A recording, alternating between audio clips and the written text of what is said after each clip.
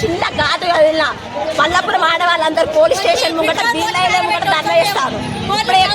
ఆడవాళ్ళందరూ మా ఊరికి వస్తే కొన్ని జాబ్స్ వస్తాయి, మా ఊరు అభివృద్ధి చెందుతుందని మేము అమర నిరాహార చేసినాం. కానీ ఇంత వచ్చి వాళ్ళని బట్టి ఏం చేస్తారో మాకు ఎక్కడికి బాగా గొప్ప చెప్పాలి. మరి గుర్తు ఉంటుందా పోలీసు ఉంటుందా ఉండదు.